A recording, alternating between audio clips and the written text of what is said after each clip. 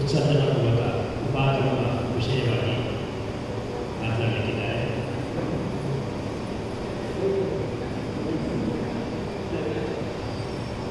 ಕೊನೆಯಲ್ಲಿ ಒಂದು 15 ನಿಮಿಷ ಪ್ರಶ್ನೋತ್ತರವನ್ನು ನಾವು ಇಟ್ಟಿದ್ದೇವೆ.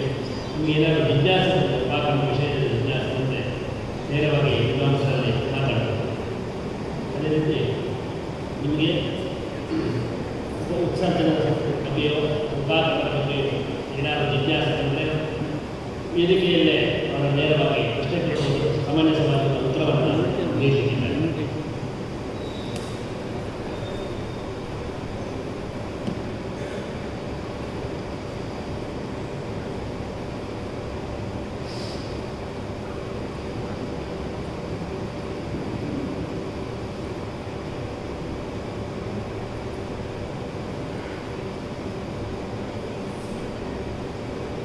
नमस्कार गुरवे सर्वलोकानां भवरोग्यां निधये सर्वविद्यानां दक्षिणामूर्तये नमः।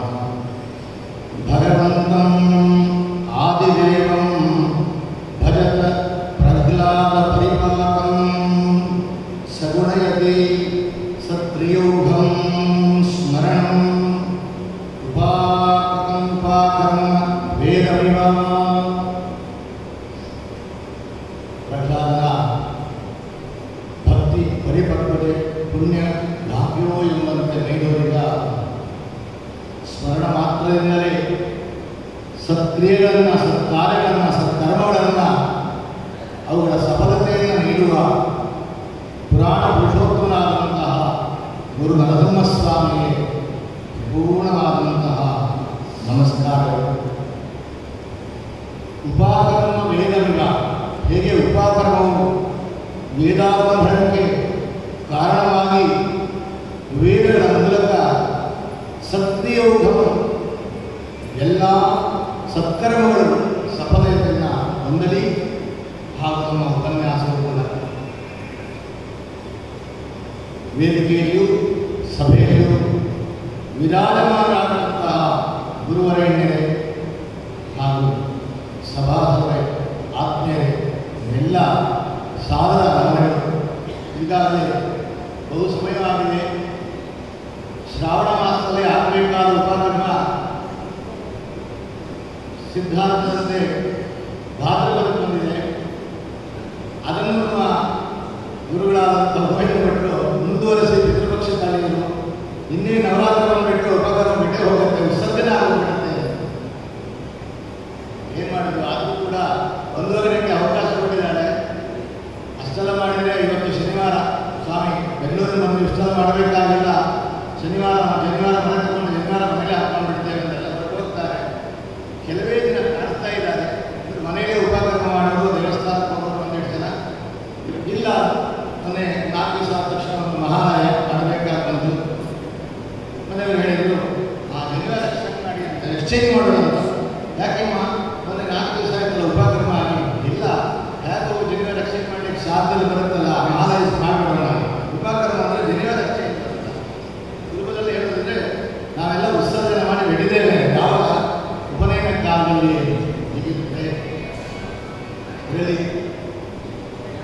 ಆಶ್ವಲಾಯನ ಮುಖ್ಯ ಸೂತ್ರದಲ್ಲಿ 3ನೇ ಅಧ್ಯಾಯ 5ನೇ ಖಂಡಿಕೆಗೆ ಬರುತ್ತೆ. ಈಗಾಗಲೇ ನಮ್ಮ ಗುರುವರೇಣ್ಯರನ್ನು ವಿಸ್ತಾರವಾಗಿ ಹೇಳಿದ್ದಾರೆ. ತಥಾದೋಧ್ಯಾಯೋಪಾಕರಣ ಅಥ ಹೇತ್ವರ್ಥ ಅಧ್ಯಾಯ ಅಧ್ಯಯನ ಪ್ರಾರಂಭ. ಅಧ್ಯಯನ ಉಪಾಕರಣ ಪ್ರಾರಂಭ, ಅಧ್ಯಯನ ಪ್ರಾರಂಭ. ಇಲ್ಲಿವರೆಗೆ ಹೋಗಿದ್ದಾರೆ. ಉಪಾಕರಣದಲ್ಲಿ ವೇದಾರಂಭಣ ಮಾಡಬೇಕು. ಇದು ನೂತನ ಬ್ರಹ್ಮಚಾರಿಗಳಿಗೆ. ಉಳಿದ ಎಲ್ಲರಿಗೂ ಕೂಡ ಉಪಾಕರಣ ಅನ್ನುವಂಥ ಬ್ರಹ್ಮಚಾರಿ, ಗೃಹಸ್ಥ, ವಾನಪ್ರಸ್ಥ ಎಲ್ಲರಿಗೂ ಹಿತವಾದದ್ದು, ನಿತ್ಯಕರ್ಮ ಇದ್ದಾರೆ, ಮಾಡಲೇಬೇಕಾದದ್ದು. ಅವರು ಹೇಳಿದಂತೆ ಬೇರೆ ಸಮಯದಲ್ಲಿ ಶಾಸ್ತ್ರ ಉಪಕರಣ ಆದಮೇಲೆ 6 ತಿಂಗಳ ಕಾಲ ವೇದಾಧ್ಯಯನ ಮಾಡಲಿಕ್ಕೆ ಇದೊಂದು ಪ್ರಾರಂಭ ಕಾಲ. ಔಷಧೀನಾಂ ಪ್ರಾದುರ್ಭಾವೇ ಶ್ರವಣೇನ ಶ್ರಾವಣಸ್ಯ ಅಥವಾ ಪಂಚಮ್ಯಾಂ ಹಸ್ತೇನ. ಸಕಾಲದಲ್ಲಿ ಮಳೆಯಾಗಿ ಇಳೆಯೆಲ್ಲ ಗದ್ದೆಯೆಲ್ಲ ಒದ್ದೆಯಾಗಿ ಹಚ್ಚ ಹೊಸರಾದಂತಹ ಹಸಿರಿನಿಂದ ಪ್ರಕೃತಿ ಕಾಣತಕ್ಕಂತಹ ವೇಳೆ ಔಷಧೀನಾಂ ಪ್ರಾದುರ್ಭಾವೇ ಬಿತ್ತನೆ ಬೆಳೆಯೆಲ್ಲ ಕಾಣ್ತಿರುವಂತಹ ವೇಳೆಯಲ್ಲಿ ಉಪಕ್ರಮ ಮಾಡಬೇಕು. ಆಗದೇ ಇದ್ದಾಗ ಪಂಚಮ್ಯಾಂ ನಾಗಪಂಚಮಿ ಬರುತ್ತೆ. ಅದರಲ್ಲಾದರೂ ಕೂಡ ಪಂಚಮ್ಯಾಂ ಹಸ್ತ 10 ನಕ್ಷತ್ರ ಪಂಚಮಿ ತಿಥಿಲಾದರೂ ಕೂಡ ಮಾಡಲಿಕ್ಕಾಗುತ್ತೆ. ಅಂದರೆ ಅವರಷ್ಟು ಮಳೆ ಇಲ್ಲ, ಔಷಧಿಗಳು ಅನುಭೂತಿಗಳಿಲ್ಲ, ಅಥವಾ ರಾಜನಿಗೂ ತೊಂದರೆಯಾಗಿದೆ, ಪರದೇಶದ ರಾಜರು ಮುತ್ತಿಗೆ ಆಗಿದ್ದಾರೆ, ಅನರ್ಥವಾಗುವಂತಹ ಕಾಲ. ಈ ಸಂದರ್ಭದಲ್ಲಿ ಉಪಕ್ರಮ ಅನ್ನುವಂತಹ ಮುಂದೂಡುತ್ತಾರೆ. ಒಟ್ಟಿನಲ್ಲಿ ಅದು ವಾರ್ಷಿಕ ನಿತ್ಯಾಚರಣೆ ಸೂತ್ರಕಾರರು ಹೇಳುವಂತೆ ಇದೊಂದು ವಾರ್ಷಿಕ ಕರ್ಮ. ವರ್ಷಾನುಭವ ವರ್ಷಕ್ಕೆ ಒಂದು ದಿವಸದಲ್ಲ, ವರ್ಷ ಕಾಲದಲ್ಲಿಯೇ ಬರುವಂತಹದ್ದು.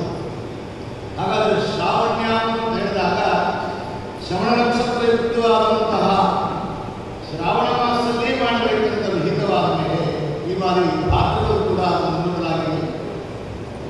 ಬಹ್ರಜಾಹ ಶ್ರವಣೆ ಕುಲ್ಯು ಗ್ರಹ ಸಂಕ್ರಾಂತಿ ವರ್ಜಿತೆ. ಸೂರ್ಯಗ್ರಹಣ, ಚಂದ್ರಗ್ರಹಣ ಅಥವಾ ಸೂರ್ಯಗ್ರಹಣ ಆ ಸಮಯದಲ್ಲಿ ಬರೋದಿಲ್ಲ, ಚಂದ್ರಗ್ರಹಣ ಹುಣ್ಣಿಮೆ ಆಗಿದ್ರೆ ರಾಜನಿಗೆ ಆತ್ರೇವ ಬಲಚಕ್ರಾದಿ ಬೀಡಿದೆ ಅನುತ್ತಮೀದೆ ಅನಾಗತ್ಯ ನೋವಾ ಕುರಿಯ ವಿಚಕ್ಷಣ. ಇಂತಹ ಸಂದರ್ಭದಲ್ಲಿ ಉಪಕ್ರಮ ಮಾಡಲಿಕ್ಕೆ ಆಗುವುದಿಲ್ಲ. ರಸ್ತೆಯನ್ನು ಸೂರ್ಯನು ಗುರು ರಸ್ತೆಯಾದರೆ ಗುರು ಅಸ್ತ, ಸೂರ್ಯ ಮತ್ತು ಚಂದ್ರ ಗ್ರಹಣ ಈ ಸಮಯದಲ್ಲಾದರೆ ನೂತನ ಉಪಕ್ರಮ ಮಾಡಬಾರದು. ಇನ್ನು ಕರ್ಕಟ ಮಾಸ ಅನ್ನುವಂಥದ್ದು ತ್ಯಾಜ್ಯ, ಸಿಂಹ ಮಾಸವೇ ಬರಬೇಕು ಅನ್ನುವಂಥದ್ದು ಒಂದು ದೇಶಾಂತರ ವಿಷಯ. ವೇದೋಪಾಕರಣೆ ಪ್ರಾಪ್ತೆ ಕುಳಿರಸ್ಥೆ ದಿವಾಕರೆ ಉಪಕ್ರಮ ನಕರ್ತವ್ಯಂ ಕರ್ತವ್ಯಂ ಸಿಂಹಯುಕ್ತಗೆ ಇರ್ತದೆ ಅಂತ ಒಂದು ವಚನ ಮಾತುಗಳು ಹೇಳಿದ್ದಾರೆ.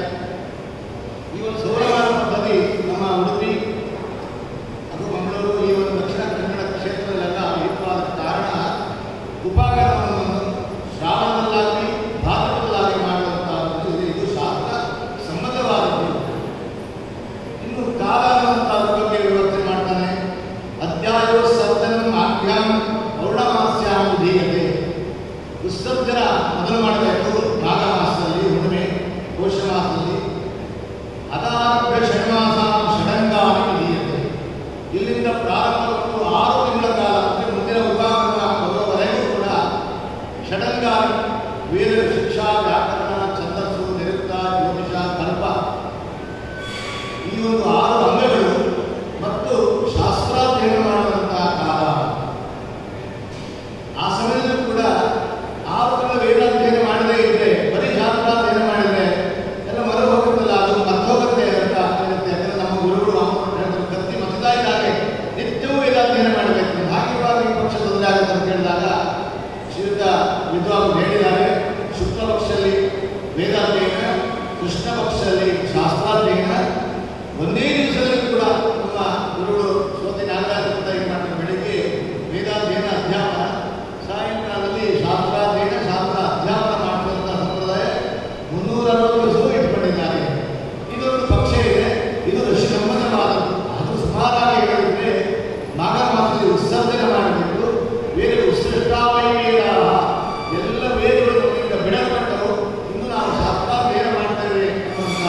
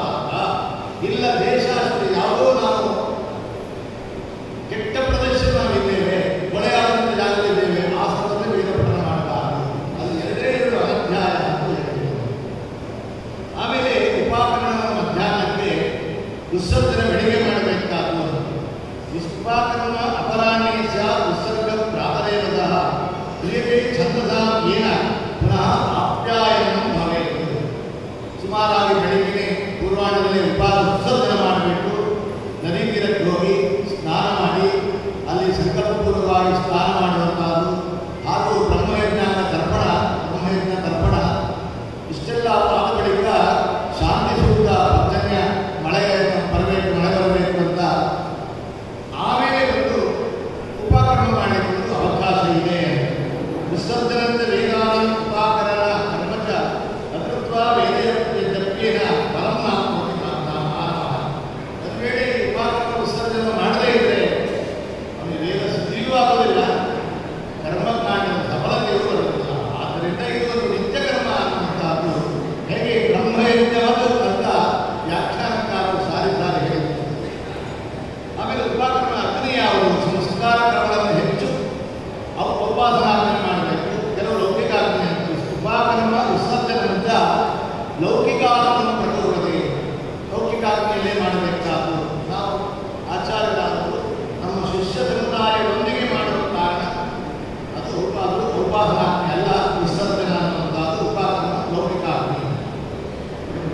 ಆಮೇಲೆ ಯಜ್ಞೋಪೀತಂ ಕರ್ತವ್ಯಂ ಶ್ರಾವಣೆ ಗುರುಶುಕ್ರಯೋ ಮೌಢ್ಯೇಪಿ ವಾರ್ಧಕ್ಯೇ ಬಾಲ್ಯೆ ನಿತ್ಯಕರ್ಮ ಕರ್ಮ ನಿತ್ಯಕರ್ಮ ಬ್ರಹ್ಮಯಜ್ಞದಂತೆ ವಿಸರ್ಜನೆ ಮತ್ತು ಉಪಾಕರ್ಮ ನಿತ್ಯಕರ್ಮ ಅವಶ್ಯವಾಗಿ ಎಲ್ಲರೂ ಅದನ್ನು ಪಾಲಿಸಲೇಬೇಕು.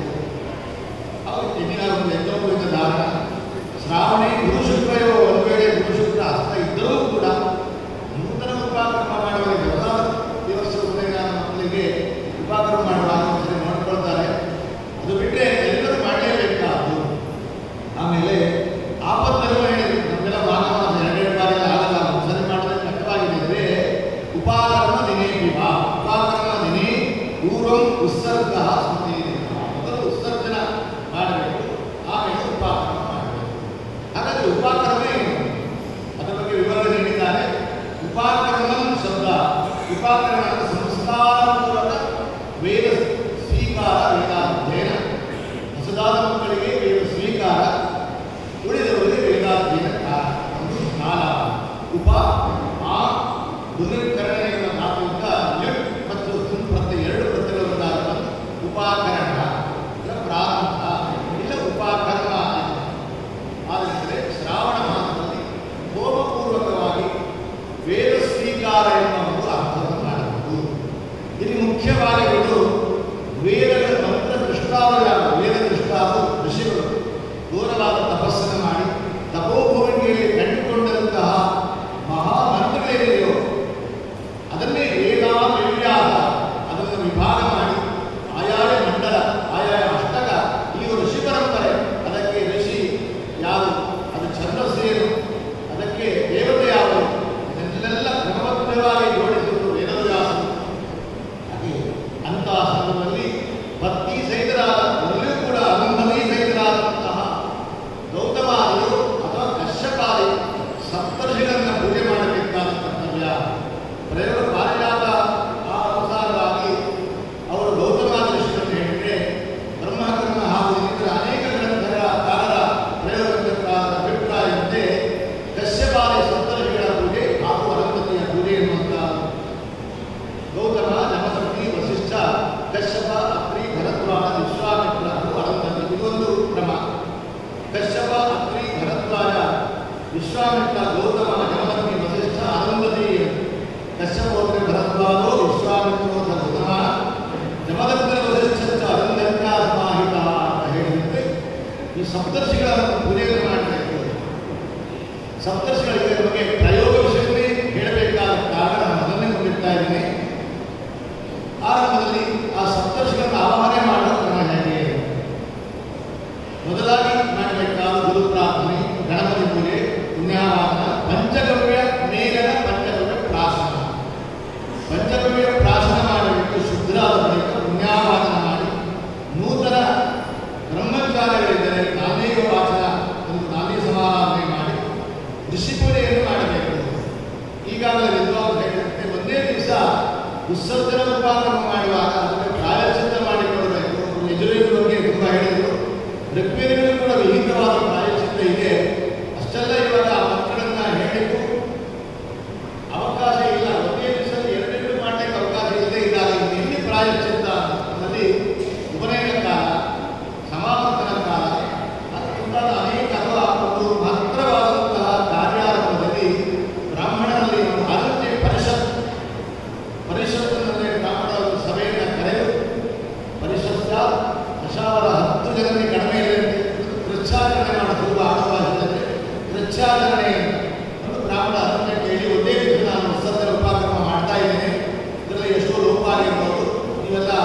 ಕ್ಷಮೆ ಯಾಚನೆ ನಾನು ಮಾಡ್ತೇನೆ ನಿಮ್ಮಲ್ಲಿ, ಅದನ್ನು ಕ್ಷಮೆ ಕೋರಿಬಿಟ್ಟು ವಿಸರ್ಜನೆ ಮಾಡಿ ಉಪಕರಣ ಮಾಡಿಕೊಂಡು ಅವಕಾಶ ನೀಡಬೇಕು. ಇದಕ್ಕೆ ಯಾರು ವಿದ್ವಾಂಸರು ಹೇಳ್ತಾರೆ, ನೀವು 3 ಬಾರಿ ವೇದಾಧ್ಯಯನ ಮಾಡಬೇಕು, 1 ವರ್ಷದಲ್ಲಿ 1 ಚಕ್ರ 64 ಅಧ್ಯಾಯ ಅಂತ ತಿಳ್ಕೊಳ್ಳಿ, ಅದನ್ನು 3 ಬಾರಿ ವೇದಾಧ್ಯಯನ ಮಾಡಿದರೆ ಮಾತ್ರ ಉಪಕರಣ ಅಧಿಕಾರ ಅಂತ ಹಿಂದೆ ಇದೇ ಸಮಯದಲ್ಲಿ ಹೇಳಿದ್ರು. ಸುಮಾರು 20 ವರ್ಷದಿಂದ ಒಂದು ಇಲ್ಲಿ ಉಪಕರಣ ಚರ್ಚೆ ಜೋರಾಗಿರುವಾಗ ಮೈಸೂರಿನ ಶಿಕ್ಷಾರ್ಥವಲ್ಲರು ಸೋಮಯಾಜಿಗಳು ಅವತ್ತೇ ಹೇಳಿ 3 ಬಾರಿ ಅಧ್ಯಯನ ಮಾಡಬೇಕು, ಪಾರಾಯಣ ಮಾಡಿರಬೇಕು. ಅಧ್ಯಯನ ಮಾತ್ರ ಅವರಿಗೆ ಹೇಳುತ್ತೆ. ಯಾಕಂದರೆ ಸುಮಾರು ಶ್ರಾವಣ ಮಾಸವೇ ಆದರೆ ಶ್ರಾವಣ ಭಾಗವದ ಆಶ್ರಮ, ಕಾರ್ತಿಕ ಮಾರ್ಗಶಿರ ಪುಷ್ಯ, ಈ ಒಂದು 6 ತಿಂಗಳಲ್ಲಿ 3 ಬಾರಿ ದಿನಕ್ಕೆ 1 ಅಧ್ಯಾಯ ಓದಬೇಕು. ಅಷ್ಟು 1-2 ಅಧ್ಯಾಯ ಓದಿದ್ರೆ ನಿನಗೆ ಉಪಕರಣ ವಿಸರ್ಜನೆ ಮಾಡಲಿಕ್ಕೆ ಅವಕಾಶ ಇದೆ ಅಂತ ಅವರು ಹೇಳಿದ್ದಾರೆ. ಹಾಗೆ ಋಷಿ ಪೂಜೆಗಳು ಪ್ರಧಾನವಾದದ್ದು. ಋಷಿಗಳ ಒಂದು ಆರಾಧನೆ ಮಾಡುವ ನಮ್ಮಲ್ಲಿ ನಿಮಿತಿ ಶನಿವಾರವನ್ನು ಮಾಲಾಧಾರ ಮಾಡಬೇಕೆಂದ ವಿಹಿತವಾದದ್ದು. 12 ಅಂಗುಲ ದರ್ಬೆ, ಸುಮಾರು 3-4 ವರ್ಷ ಒಂದು ಬಹಳ ಪ್ರಮಾಣ ದರ್ಬೆ, 12 ಅಂಗುಲ ದರ್ಬೆ ಅಂತ 7 ರೂಪಾಯಿ ತೆಗೆದುಕೊಳ್ಳಬೇಕು. ಲೋಕ ಸಂಪ್ರದಾಯದಂತೆ ಎಲ್ಲ ಋಷಿಗಳು ಒಂದೊಂದು ದರ್ಬೆ ಖರ್ಚು ಮಾಡಿರ್ತಾರೆ. ಆದರೂ ಶಾಸ್ತ್ರೋಕ್ತವಾಗಿ ಹೇಳಿದ್ರೆ 7 ದರ್ಬೆಯ 7 ದರ್ಬೆಯ 12 ಅಂಗುಲದ ಆ ದರ್ಬೆಗಳಲ್ಲಿ ಒಂದೇ ಒಂದು ಖರ್ಚು ಮಾಡುವಂಥದ್ದು. ಅದರಲ್ಲಿ 4 ಅಂಗುಲಗಳು ಅಗ್ರಭಾಗ ಕುಡಿ ಭಾಗ, ಮಧ್ಯದಲ್ಲಿ 1 ಅಂಗುಲ ಅನ್ನುವಂಥ ಪವಿತ್ರ ಗ್ರಂಥಿ, ಆ 1 ಅಂಗುಲ ಅನ್ನುವಂಥ ಪವಿತ್ರಾಕಾರ ಗಂಟಾದಾಗ 3 ಅಂಗುಲ ಹೋಗುತ್ತೆ. ಆವಾಗ 3, 4, 7 ಹೋದಾಗ ಮತ್ತು ಉಳಿದಂಥ 5 ಅಂಗುಲಗಳು ಪಶ್ಚಿಮ ಭಾಗ, ಅಂದರೆ ಆ ರೀತಿ 5 ಅಂಗುಲ ಉಡಕ್ಕೆ ಇರುತ್ತೆ. ಇಂತಹ 12 ಅಂಗುಲದ 7 ದರ್ಬೆಗಳಿಂದ ಒಂದು ಪವಿತ್ರವನ್ನು ಮಾಡಬೇಕು, ಗುಚ್ಛವನ್ನು ಮಾಡಬೇಕು. ಇಷ್ಟರಂ ಸಪ್ತಮೈ ದ್ವಾದಶಾಂಗುಲ ದೈರ್ಘ್ಯಂ ಚತುರಂಗುಲ ಮಧ್ಯಂ ಸ್ಯಾತ್ ಗ್ರಂಥಿರೇಖಾ ಪ್ರತಿಷ್ಠಿತಾ ಅಂತ ಹೇಳಿದರು. ಅದೇ ರೀತಿಯಲ್ಲಿ ಸರಿ, ಅದನ್ನು ಈಶಾನ ಭಾಗದಲ್ಲಿ ಒಂದು ಪೀಠದಲ್ಲೇ ಇರಬೇಕು. ಒಂದು ಸ್ವಸ್ತಿಕ ಚಿಹ್ನೆಯನ್ನು ಮಾಡೋದು, ಅದಕ್ಕೆ ಸರಿಯಾಗಿ ನಮ್ಮ ಸ್ವಸ್ತಿಕಾದ ಅಕ್ಕಿ ತೆಂಗಿನಕಾಯಲ್ಲೇ ಇರ್ತಾರೆ. ಕೆಲವರು 7 ತೆಂಗಿನಕಾಯಿ ಒಂದೇ ಕುರ್ಚಿನ ಮಧ್ಯದಲ್ಲಿ ಇಟ್ಟು ಆಮೇಲೆ ಇನ್ನು ನಮ್ಮ ನಗರದಲ್ಲಿ ಒಂದೆಲ್ಲ ಅಷ್ಟು ಅವಕಾಶ ಇದ್ದರೂ ಕೂಡ ಯಾವುದೋ ಒಂದು ಅಲಂಕಾರವಾದಂಥ ಇಟ್ಟು ಕಾಣುವಂಥ ಚೆನ್ನಾಗಿರುವಂಥ 7 ಹೂವನ್ನು ಇಟ್ಟು ಆ ಹೂವಿನ ಮೇಲೆ ಆಯಾಯ ಗೋತ್ರದವರು ಗೋತ್ರಮಾನ ಯಾರು ಕೊಟ್ಟ ಗೋತ್ರಗಳು ಯಾರು ಆ ಗೋತ್ರದವರು ಬಂದಂಥ ಅವರವರ ಯಜ್ಞೋಪವೀತವನ್ನು ಅದೇ ದಿವಸ ಲೆಕ್ಕಾಗಿರುವಂಥ ಇಡಬೇಕು. ಆಮೇಲೆ ಯಾವ ಹೋಮ ಆಗುವುದರಿಂದ ಅದನ್ನು ನಾನು ಧಾರಣ ಮಾಡಬೇಕು. ಆದ್ದರಿಂದ ಒಂದೇ ಕೂರ್ಚಲ್ಲಿ ಅಷ್ಟು ಜನರ ಇಡಲಿಕ್ಕೆ ಹೇಗಾಗತ್ತೆ ಅಂತ ಕೇಳಬಹುದು. ಅದಕ್ಕಾಗಿ 7 ಸ್ಥಾನ ಕಲ್ಪನೆ ಮಾಡ್ತಾರೆ. ಅವರು ಕೂಡ ದಯೋಪಾರಜಾತದಲ್ಲಿ ಶುದ್ಧ ವಸ್ತುಪರಿ ದಂಡದೋಪರಿ ಮುಖ್ಯವಾಗಿರೋ ಕಾರಣ ಅಕ್ಕಿಯನ್ನು ಹಾಕಿ ಬಿಡಿ ಬಟ್ಟೆಯನ್ನು ಹಾಕಬೇಕು. ಮಧ್ಯದಲ್ಲಿ ಒಂದು ಕೂರ್ಚೆ ಇಟ್ಟು 7 ಸ್ಥಾನದಲ್ಲಿ ಆ ಸಪ್ತರ್ಷಿಗಳನ್ನ ಅರುಂಧತಿ ಸಹಿತವಾಗಿ ಆವಾಹನೆ ಮಾಡಿ ಪೂಜೆ ಮಾಡುವಂತಹ ಕ್ರಮ ಇದು. ಉತ್ಸರ್ಜ ಮತ್ತು ಉಪಾದಾನ ಮತ್ತು 2 ಸಮಾನವಾದದ್ದು. ಇನ್ನು ಋಷಿಗಳಿಗೆ ಮಂತ್ರಗಳನ್ನು ಹೇಳುವಾಗ ಆವಾಹನೆ ಮಾಡುವಾಗ ಋಷಿ ಚಂದ್ರೋದೇವರಿಗೆ ಹೇಳಬೇಕಾ ಬೇಡವಾ ಅಂತ ಬ್ರಹ್ಮಕರ್ಮಾದಿ ಗ್ರಂಥಗಳಲ್ಲಿ ಪ್ರಯೋಗವಾಗಿ ಹೇಳಿದರು. ಅದನ್ನೆಲ್ಲ ಹೇಳುವ ಸಂಪ್ರದಾಯ ಇಲ್ಲ. ಅದು 1-2 ಕಡೆ ಮಾತ್ರ. ಈಗ ಋಷಿ ಮಂತ್ರಸ್ಯ ಕಶ್ಯಪ ಋಷಿ ಭಗವಾನ್ ದೇವತ ಅಥವಾ ಕಶ್ಯಪೋ ದೇವತ ಅಥವಾ ಕಶ್ಯಪನೇ ದೇವತ ಯಸ್ಯ ವಾಕ್ಯಂ ಸರಳಿ ಯಾ ದೇವತೆ ಯಾ ದೇವತ ಯದಕ್ಷರ ಪರಿಮಾಣ ಚಂದ ಅಂತ ತಾತ್ಯ ಸ್ಪಷ್ಟವಾಗಿ ಹೇಳಿದ್ದಾರೆ. ಅದೇ ಅವಾಗ ಯಾವ ದೇವತೆ ಯಾ ದೇವತ ಕಶ್ಯಪ ದೇವತ ಅಥವಾ ಭಗವಾನ್ ಪ್ರಧಾನ ಭಗವಾನ್ ದೇವತ ಎಷ್ಟು ಚಂದ ಈ ರೀತಿಯಾಗಿ ಋಷಿಚಂದ್ರನ್ನು ಹೇಳಬೇಕು. ಅದು ಹಾಗೆ ಮಾಡುವುದು ಅಲ್ಲಿ ಶ್ರೌತ ಮಾರ್ಗದಲ್ಲಿ ಋಷಿಚಂದ್ರ ಹೇಳಬೇಕಾಗಿಲ್ಲ.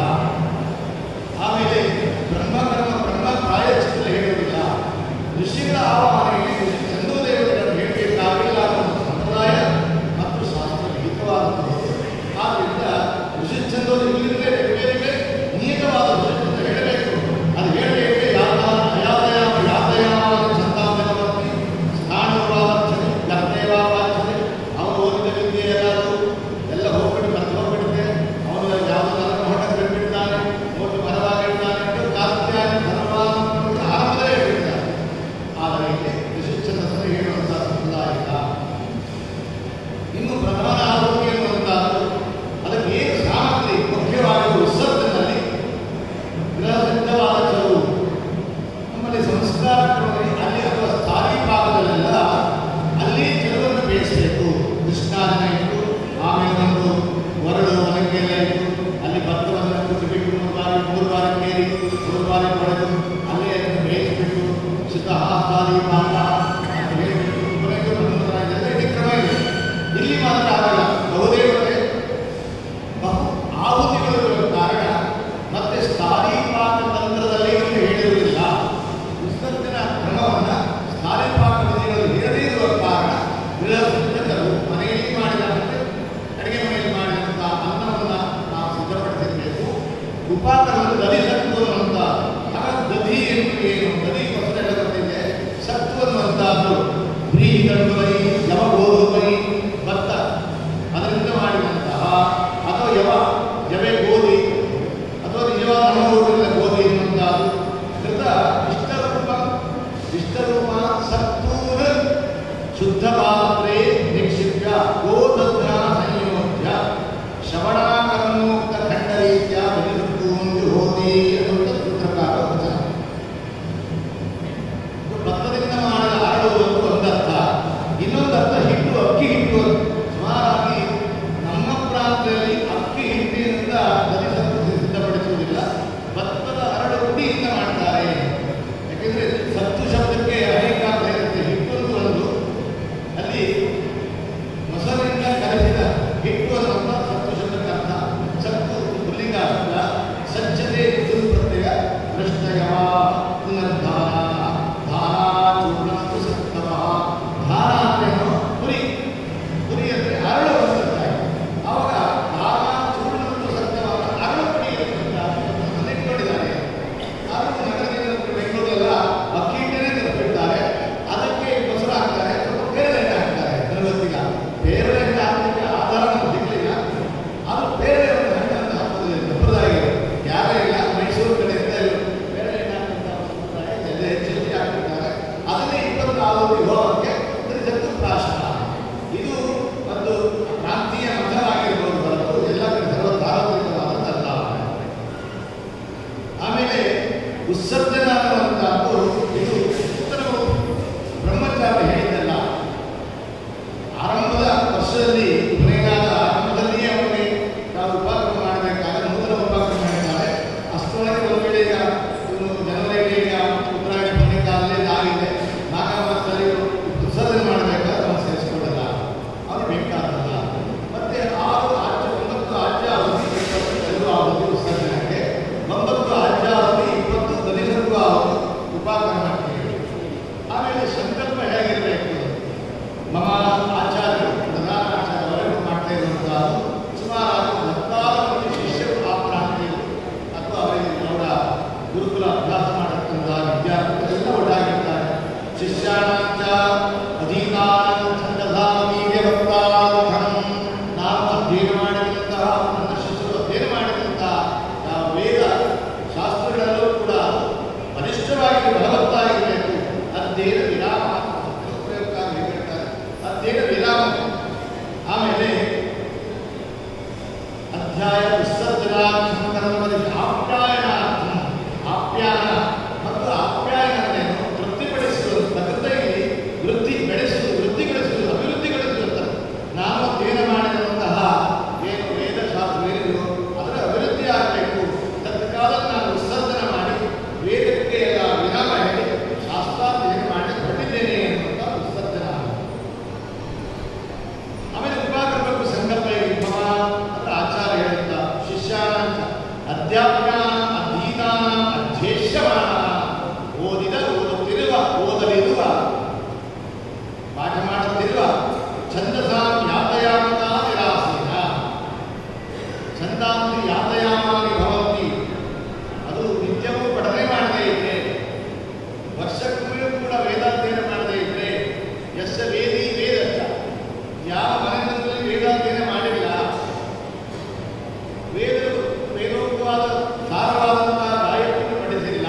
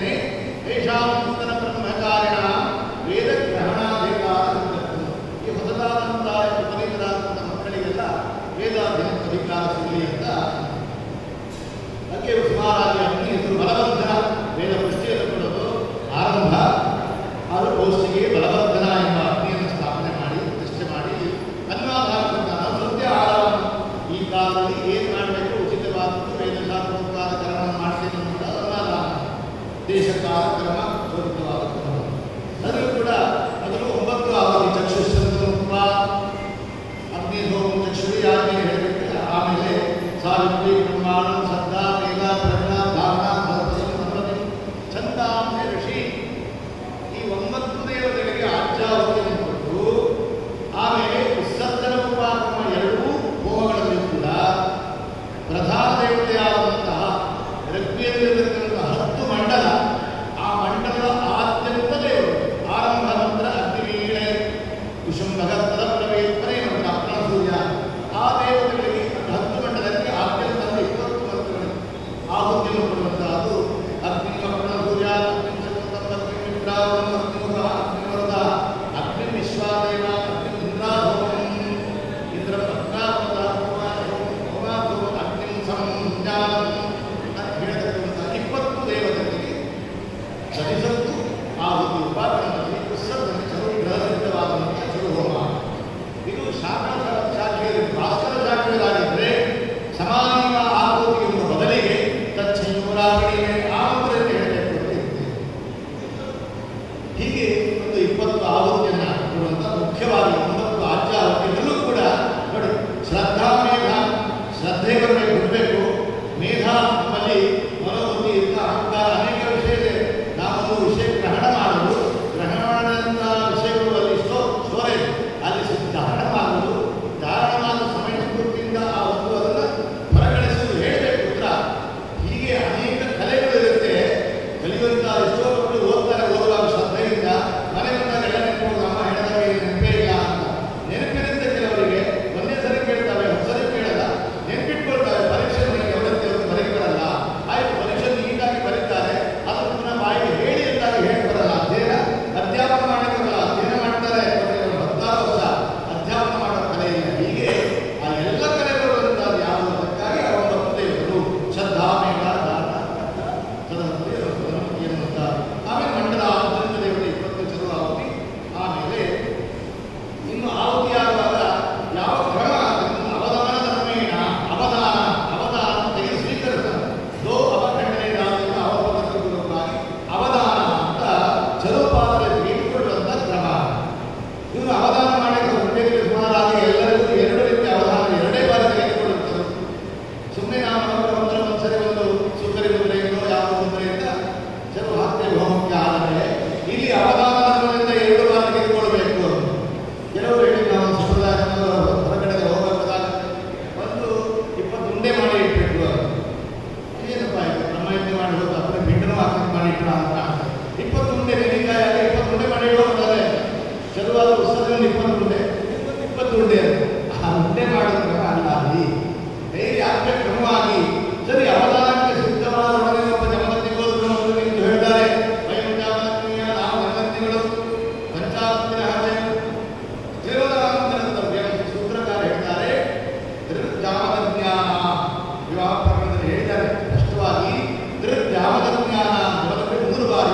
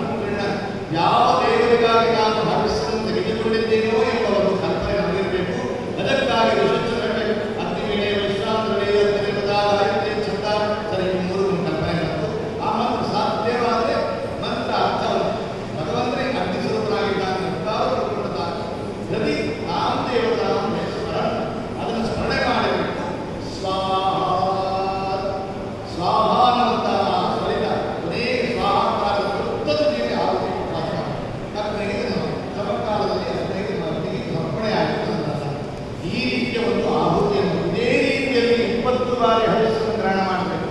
ಮೊದಲು ಅಗ್ನಿಗಾಯಿತು, ಎರಡನೇ ಮಂಡಲದ ಮನೆ ದೇವತೆ ಅಗ್ರಣ ಸೂರ್ಯ ಕುಸುಮ ಭಗಸ್ಪದ ಪ್ರವೇ ಗಿರೇ ಪ್ರವರ್ತನಾನಕ ನಿಶ್ಚಿಗತ್ಯ ವಿಷಮರ ನಿಶ್ಚಿಗತೆ ವಿಷಂ ಸ್ವಾಹ ಎರಡನೇ ಆಹುತಿ. ಅದೇ ರೀತಿಯಲ್ಲಿ 20 ಬಾರಿ ಹರಿಸನ್ನು ಗ್ರಹಣ ಮಾಡಿ ಪಾತ್ರಕ್ಕೂ ಅಭಿಗಾರ ಮಾಡಿ ತೆಗೆದುಕೊಂಡ ಅತಿಥಿಗೆ ಅಭಿಗಾರ ಮಾಡಿ ಮಂತ್ರ ಮೂಲಕವಾಗಿ ಸ್ವಾಹ ಅಂತ ಸಮರ್ಪಣೆ ಮಾಡುವಾಗ ಉಳಿದವರೆಲ್ಲ ಹರಿನಾಮಸ್ಮರಣೆ ಮಾಡ್ತಾ ಇದ್ದಾರೆ. ಎಷ್ಟೋ ಜನ ನೋಡ್ಕೊಂಡಿರ್ತಾರೆ, ಬ್ರಹ್ಮಚಾರಿಗಳು ಅಂದರೆ ಸೌತಲ್ಲಿ ನೀರು ತಗೊಂಡು ಈ ರೀತಿಯಾಗಿ ದೊಡ್ಡವರು ಮಾತಾಡಿದಾಗ ನಮ್ಮ ಹಳ್ಳಿಗಳೆಲ್ಲ ಅಡಿಕೆ ವ್ಯಾಪಾರ ಇದಿಲ್ಲ, ಮಕ್ಕಳೆಲ್ಲ ಕೇಳಲಿಲ್ಲ ಹೀಗೆ ಅಂದರೆ ತಲೆ ಹರಟೆ ಎಷ್ಟು ಅಷ್ಟು ಮಾತಾಡ್ತಾ ಇದೆ. ನಾವು ಅಧ್ಯಯನ ಮಾಡಿದ್ರು ಬರುತ್ತೆ, ಅಧ್ಯಾಪನ ಮಾಡಿಲ್ಲ, ಅಧ್ಯಯನ ಮಾಡಿಲ್ಲ, ನಿತ್ಯ ಪಾರಾಯಣ ಮಾಡಿಲ್ಲ, ಹೋಗಿ ಕಾಯಕವನ್ನೇ ಮಾಡಿದ್ರು. ಯಾರೋ ಪ್ರಯತ್ನರು ಅದರ ಅದರ ಗಣ್ಯ ಇರ್ತಾರೆ. ಅಷ್ಟು ಜನ ಒಂದು ಶ್ರದ್ಧೆಯಿಂದ ಮಕ್ಕಳಿಗೆ ಹೋಗಿ ಮಾಡುವಾಗ ಹಿಂದ್ಗಡೆ ಕೂತ್ಕೊಂಡವರು ಇದ್ದಾರೆ. ಪಾಠ ಮಾಡುವ ಕೆಲವು ಅಧ್ಯಾಪಕರು ಗೊತ್ತೇ ಇರ್ತಾರೆ, ಹಿಂದ್ಗಡೆ ಮೊಬೈಲ್ ಮಾಡ್ತಾ ಇರ್ತಾರೆ, ಮಾತಾಡ್ತಾ ಇರ್ತಾರೆ. ಆ ಪಾಠ ಸ್ವಾರಸ್ಯ ಇಲ್ಲ ಅಂತ. ಮತ್ತು ಅದು ಪಾಠದಲ್ಲಿ ಸ್ವಾರಸ್ಯ ಇಲ್ಲ ಅಂದರೆ ಈ ಮಂತ್ರ ಯಾರಿಗೆ ಗೊತ್ತಿರುತ್ತೆ, ಇದೆಯೂ ಗೊತ್ತಿರೋದಿಲ್ಲ. ಏನೋ ಉಪವಾಸ ಬೆಳಿಗ್ಗೆ ಉಪಹಾರ ಕೊಡಲ್ಲ ಅವನು ಹೇಳಿದ್ದಾರೆ. ಇದ್ಯಾಕೆ ಉಪಹಾರ ಕೊಡಲ್ಲ ಅಂತ ಹೇಳಿದ್ರೆ ಅದು ಪಂಚಗವ್ಯ ಪ್ರಾಶನ ಮಾಡಬೇಕಾದ್ರೆ ಉಪಹಾರ ತೆಗೆದುಕೊಳ್ಳಬಾರದು. ಇದು ಆಯುರ್ವೇದದಲ್ಲಿ ಹೇಳಿದಂತೆ ನಾವು ಹೊಟ್ಟೆ ಮೀರಿ ತಿಂದುಕೊಂಡು ಪಂಚಗವ್ಯ ತೆಗೆದುಕೊಂಡ್ರೆ ಏನು ಪ್ರಯೋಜನ ಇಲ್ಲ. ಆದ್ದರಿಂದ ಹಿತಮಿತವಾದದ್ದು ಉಪಹಾರ ಹೋಗಿ ಬಿಗುವಾಗಿ ಇರುವುದೇ ಮಾತ್ರ ಆ ಪಂಚಗವ್ಯ ಪ್ರಾಶನ ಆಗುತ್ತೆ. ಆದ್ದರಿಂದ ಬೆಳಿಗ್ಗೆ ಒಂದು ಉಪವಾಸ, ಸಾಯಂಕಾಲ ಉಪವಾಸ ನಮ್ಮ ಹೇಳುತ್ತೆ. ಯಾಕೆ ಉಪವಾಸ ಅಂತ ಹೇಳಿದರೆ ಅವರು ಬ್ರಹ್ಮಯಜ್ಞ ಮಾಡಿ ತರ್ಪಣ ಮಾಡಿರ್ತಾನೆ. ಕೆಲವು ನಾವು ನಿತ್ಯ ಬ್ರಹ್ಮಯಜ್ಞ ಮಾಡೋ ವಿಷಯ ಬೇರೆ, ಕೆಲವು ಒಂದು ದಿವಸ ಬ್ರಹ್ಮಯಜ್ಞ ಮಾಡ್ತಾರೆ ಅಂತ ಹೇಳಿದ್ರು. ಬ್ರಹ್ಮಯಜ್ಞ ಮಾಡಿ ಎಲ್ಲ ದೇವ ಋಷಿ ಆಚಾರ ಪಿತೃತರ್ಪಣ ಬಿಟ್ಟ ಕಾರಣ ಆ ದಿವಸ ಊಟ ಮಾಡಿದ ಉಪವಾಸ ತಿಂಡಿ ಯಾವ ರೀತಿ ಅದೇನು ಏಕಾದಶಿ ಮಾಡಲೇಬೇಕಾದ ಉಪವಾಸ ಅಲ್ಲ, ಉಪವಾಸದಲ್ಲಿ ಅವರು ಬ್ರಹ್ಮಯಜ್ಞ ಒಂದು ದಿವಸ ಮಾಡಿರ್ತಾರೆ. ಅದು ಬೆಳಿಗ್ಗೆ ಪಂಚಗವ್ಯ ಪ್ರಾಶನ ಎಲ್ಲ ಮಾಡಬೇಕು. ದಿವಸಕ್ಕೂ ನಾಲ್ಕು ಅವಧಿ ಕಾಸ್ತಿ ತಿನ್ನಬೇಕು. ಏನೋ ಒಂದು ಖುಷಿ ಹೊರಗಡೆ ಸುಂದರ ಅದು ಬ್ರಾಹ್ಮಣ ಅಂತ ಹಬ್ಬ ಅಂತ. ಯಾಕೆಂದರೆ ಆ ಕುವಿತ ಹವನ ಮಾಡೋದು, ಹೋಮ ಮಾಡುವಾಗ ಎಲ್ಲ ಚಪ್ಪಳೆ ಎಲ್ಲ ಖುಷಿ. ಆ ಜನಿವಾರ ಹೋಮ ಮಾಡಿದ್ರೆ ಹೋಮ ಮಾಡಿದ್ರೆ ಯಾಕೆ ಕೇಳಿದ್ರು ಪ್ರಯೋಗ ಭಾರೀಕ ಅಂತ ಹೇಳಿದ್ರೆ ನಮ್ಮ ಬಿಡುಗು ತೃಪ್ತಿ ಅಂತ.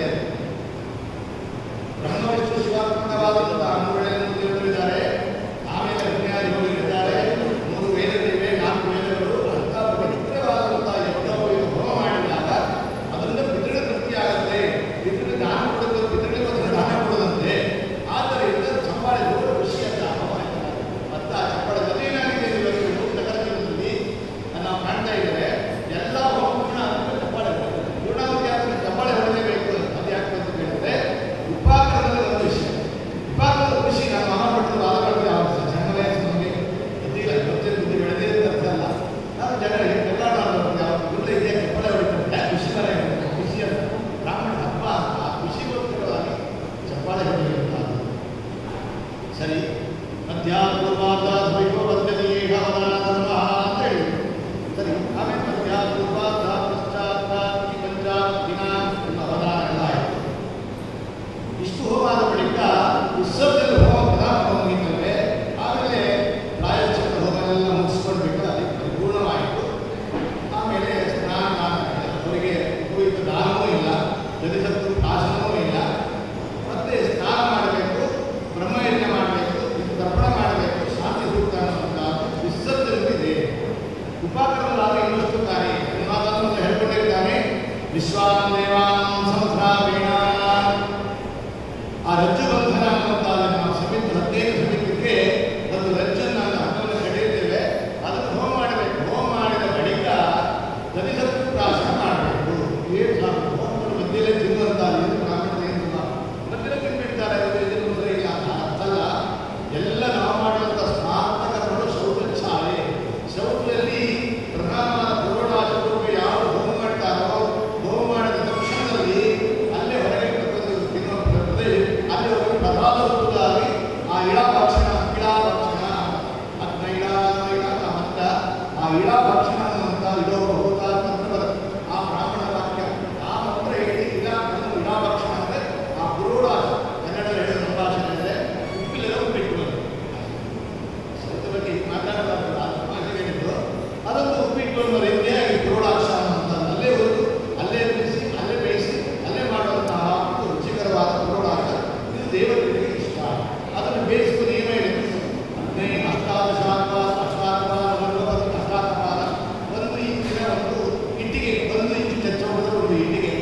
ಹತ್ತಿಗೆ 8 ವಿಶ್ವವಿದ್ಯಾಲಯ 8 ಅವ್ರಿಗೆ 20 ಅವ್ರಿಗೆ 11 ಆ 8 ಅದನ್ನ ಬೇಯಿಸಬೇಕಿದ್ರೆ ನೀವೇ ಗುರೋಡ ಅದನ್ನು ಹೋಮ ಮಾಡಿ ಪ್ರದಕ್ಷಿಣದಲ್ಲಿ ಬಂದು ಅದನ್ನು ತಿನ್ನಬೇಕು.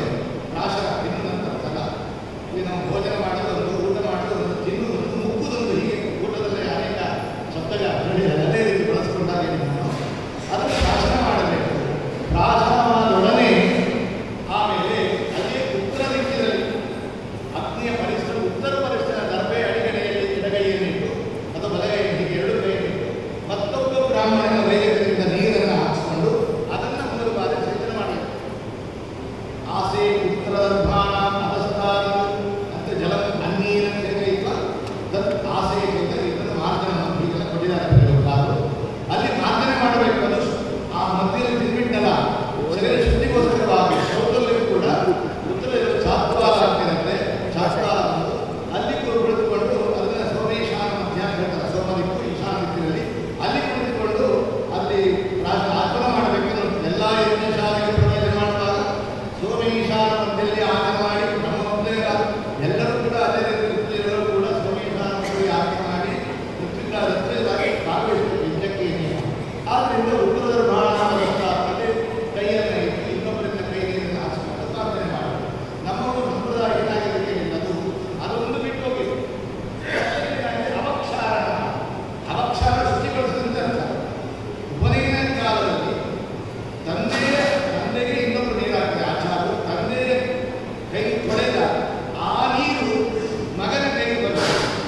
ಆವಾಗ ಅದರಿಂದ ಕೈದಂತಹ ಒಂದೇ ಆದಂತಹ ಕೈ ಅದ್ರ ಮುಂದೆ ಅವನು ಗಾಯತ್ರಿ ಮಹಾಂತ ಸ್ವೀಕಾರಕ್ಕೆ ಯೋಗ್ಯನಾಗಿರುತ್ತಾನೆ. ಇದು ಸರ್ವ ದೇವತಾ ಪ್ರೀತವಾದದ್ದು 86ರಿಂದ ಅಂಜಲ್ಯವಕ್ಷಾರ. ಇದು ಉಪನಯನ ಕಾಲದ ದೇವರಲ್ಲಿ. ಆದರೆ ಇವತ್ತು ಏನಾಗಿದೆ ಗೊತ್ತಾಗಲಿಲ್ಲ, ಆ ಕಾಯ್ದೆ ಗೊತ್ತಿಲ್ಲ. ಈ ಒಂದು ಶಾಸ್ತ್ರಕಾರರು ಸೂತ್ರಕಾರರು ಹೇಳಿದಂತೆ ಉತ್ತರ ಪರಿಸರದ ಕೆಳಗೆ ಕೈ ಇಟ್ಟು ಇನ್ನೊಬ್ಬರದ ನೀರನ್ನು ಹಾಕಿಸಿಕೊಂಡು ಪ್ರಾರ್ಥನೆ ಮಾಡಬೇಕು. ಅದನ್ನು ಬಿಟ್ಟು ಹೋಗಿ ಉತ್ತರ ದಿಕ್ಕಿರೋ ದಕ್ಷಿಣ ದಿಕ್ಕಿರೋ ಎಲ್ಲ ಕೂತ್ಕೊಂಡೇ ಇರ್ತಾರೆ. ಅದು ಕೂತ್ಕೊಂಡು ಅಷ್ಟೇ ಅವರು ಕೈ ಕೊಡ್ತಾರೆ. ಅದನ್ನ ತೆಂಗಿನಕಾಯಿ ಅದು ಇರ್ಬೋದು, ಎಣ್ಣೆ ಇರ್ಬೋದು, ಆ ತೆಂಗಿನಕಾಯಿ ತರಬೇಕಿಲ್ಲ ಒಂದು ರೂಪಾಯಿ ಇಡು ಆ ಇದರಲ್ಲಿ ಪವಿತ್ರ ಒಂದ ಇಡ್ತಾರೆ. ಆ 3 ಸಾರಿ ಅದನ್ನ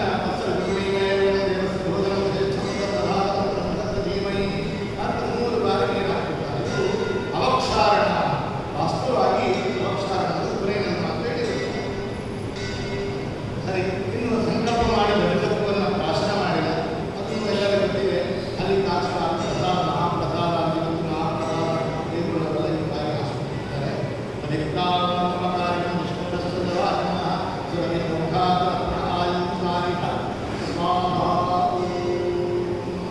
ಈ ರೀತಿಯಾಗಿ ಪ್ರಾರ್ಥನೆ ಮಾಡಬೇಕು. ಪ್ರಾರ್ಥನೆ ಮಾಡಿ ಇಲ್ಲಿ ಅವಕ್ಷಾರ ಮಾಡಿ ಮನೆಗೆ ಮಾಡ್ತಾರೆ. ಶಾಸ್ತ್ರೋಕ್ತವಾಗಿ ಅಲ್ಲೇ ಮಾರ್ಜನೆ ಆಗಬೇಕ. ಮತ್ತೆ ಪುನಃ ಸಂಕಲ್ಪ ಮಾಡಿ ದಾನ ಅಂತ ಕಲಿಸೆ. ದಾನ ಯಜ್ಞೋಪವೀತ ದಾನವನ್ನು ಕೊಡಲೇಬೇಕಾದ್ದು. ಅದು ಮುಖ್ಯವಾಗಿ ದಾನ. ಅದು ಪಿತೃಪ್ರೀತಿ ಪರಮ ವಿಷ್ಣು ಶಿವಾತ್ಮಕವಾದದ್ದು, ವೇದನಾರಾಯಣ ದೇವಾಲಯವನ್ನು ಹೇಳಿ ಸಂಕಲ್ಪ ಮಾಡಿ ಸಾಧ್ಯವಾದರೆ ಎಲ್ಲರೂ ಕೊಡಬಹುದು. ಇಲ್ಲ ಆಚಾರದಲ್ಲೇ ಯಾರು ಇನ್ನೊಬ್ಬ ಆಚಾರರಿಗೆ ಒಂದು ದಾನವನ್ನು ಕೊಡ್ತಾರೆ. ಉಪವೀತ ಈ ಮಧ್ಯೆ ಬಂದುಬಿಟ್ಟು ಉಪವೀತ ಹವನ ಬಲಿಸತ್ಪ್ರಾಶನವಾದ ಬಳಿಕ ಉಪವೀತ ಹವನ ಅದು ಸುಕ್ಕಿನಲ್ಲೇ ತೆಗೆದುಕೊಳ್ಬೇಕು. ಅದೇನು ಅವಧಾನ ಮಾಡೋದಿಲ್ಲ, ಸುಕ್ಕಿನಲ್ಲೇ ತೆಗೆದುಕೊಳ್ಬೇಕು. ಸಾಧ್ಯವಾದರೆ ಗ್ರಂಥಿರಹಿತಂ ಉಪವೀತಂ ಅಂತ ಹೇಳಿದ್ದಾರೆ ದೇವತಾರು. ಗಂಟು ಹಾಕದೇ ಇರತಕ್ಕಂತಹ ನಿರ್ಮಾಣ. ಕೆಲವು ಗಂಟು ಹಾಕುವಾಗ ಜಿಟ್ಟಾಗಿ ಹೋಗಿರುತ್ತೆ, ಅದನ್ನು ಬಿಡಿಸಕ್ಕೂ ಆಗಲ್ಲ. ಆ ಗಂಟು ಅಲ್ಲೇ ಹೋಗ್ಬಿಡೋದು. 16 ಗಂಟೆ ಹೋಗಿರುತ್ತೆ, ಅಲ್ಲೇ ಗಂಟಾಗಿದೆ. ನಾವು ಹೇಳಿದ ಪ್ರಮಾಣ ಗಂಟಾಗೋದಿಲ್ಲ, 10 ಗಂಟೆಲ್ಲ ಆಗಿರುತ್ತೆ. ಇನ್ನೇನು ಮಾಡಬೇಕು, ಬಿಡಪ್ಪ ಅಂತ ಆಗಲ್ಲ. ಅದನ್ನೆಲ್ಲ ಗ್ರಂಥಿರಹಿತ ಶಾಸ್ತ್ರೋಕ್ತವಾದಂತಹ ಗ್ರಂಥಿಯೋ ಇವನು ಬಿಡಿಸುವಾಗ ಮಾಡಿದಂತಹ ಗ್ರಂಥಿ ರುದ್ರಾದ ಗ್ರಂಥಿಯೋ ಯಾವುದೇ ಗಂಟಾಗದಂತ ಕನ್ನಡದಲ್ಲಿ ಹೇಳಿದರೆ ಅಂತಹ ಜನಿವಾರ ಸೂಕ್ತಿಯಲ್ಲಿ ಬೇಗಾರ ಮಾಡಿ ಯಜ್ಞೋ ಆಯುಷ್ ಸ್ವಾಹ ಪರಮಾತ್ಮ ಜೋರಾದ ಖುಷಿ. ಇದೊಂದು ನಮಗೆ ಹಬ್ಬ ಖುಷಿ ಆಯಿತು. ಯಾಕೆ ಕಷ್ಟ ಇಲ್ಲ. ಇದು ಬ್ರಹ್ಮಚಾರ್ಯ ಹೋಮ ಮಾಡಿದ್ರು, ಬ್ರಾಹ್ಮಣರು ಹೋಮ ಮಾಡೋದು ಆಚಾರ್ಯ ಮಾತ್ರ ಮುಗಿದವರ ಬಟ್ ಎಲ್ಲರೂ ಇದ್ದ ವಿಷಯದಲ್ಲೇನಲ್ಲ, ಅದು ಕೂಡ ಖುಷಿ. ಶನಿವಾರ ಹೋಮ ಮಾಡಿದ್ದೇವೆ. ಆಮೇಲೆ